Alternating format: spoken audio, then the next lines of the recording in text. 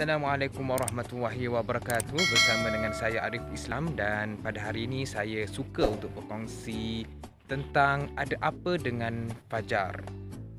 Okey, fajar ni istimewanya fajar sehinggakan dalam Al-Quran ada satu surah khusus yang diberikan nama Fajar, dan Allah bersumpah dalam surah ini, dimulakan surah ini dengan sumpah wal fajr, demi fajar. Jadi pastinya fajar ini ada keistimewaan yang tersendiri sehinggakan ada satu surah yang dinamakan Fajar. Sebelum tu kita kena tahu dulu apa maksud fajar. Fajar ni sebenarnya sama maksud dengan subuh. Jadi ada orang yang keliru, ada yang menganggap solat subuh dengan solat fajar. Mungkin kita jarang dengar solat fajar, tapi biasa kita dengar solat sunat fajar. Jadi ada orang yang menganggap solat sunat fajar dan solat sunat subuh ini dua solat sunat yang berbeza. Sebenarnya sama saja fajar dan subuh.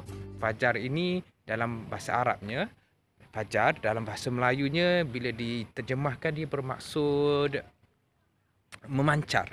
Sebab itu dalam surah Al-Baqarah surah yang kedua ayat 60 Allah Subhanahu wa taala berfirman, "Fanfajarat min husnata asyrata aina." Fajar ni maksudnya memancar, yang di mana bermaksud cahaya matahari itu dia memancar keluar untuk menandakan bermulanya waktu subuh.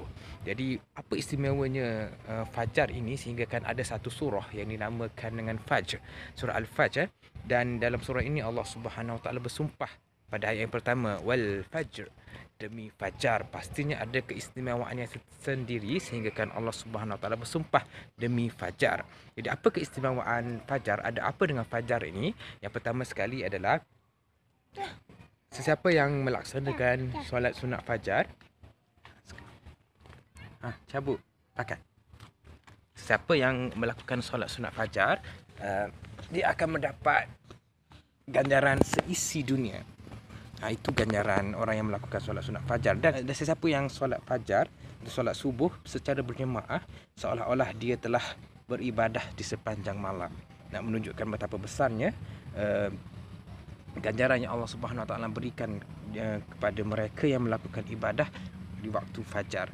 Dan seterusnya, fajar ni kalau kita berpuasa di bulan Ramadan menandakan bermulanya kita beribadah puasa lah, di mana Allah Subhanahu wa taala menjanjikan pahala kepada mereka yang berpuasa ini, mana pahala itu adalah ditentukan oleh Allah Subhanahu wa taala sendiri. Kalau kita buat amalan soleh yang lain dalam bulan puasa, kita akan mendapat 10 kali ganjaran. Tetapi kalau puasa ni bermula pada fajar, kita berpuasa sehinggalah tenggelam matahari, pahala itu ditentukan oleh Allah Subhanahu wa taala sendiri. Pastinya pahala yang ditentukan oleh Allah Subhanahu wa taala ni banyaklah kan. Pastinya banyak.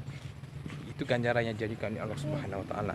Dan pastinya apabila kita bangun pagi, kita buka mata waktu pagi kan, waktu malam itu dijadikan malam untuk kita istirahat.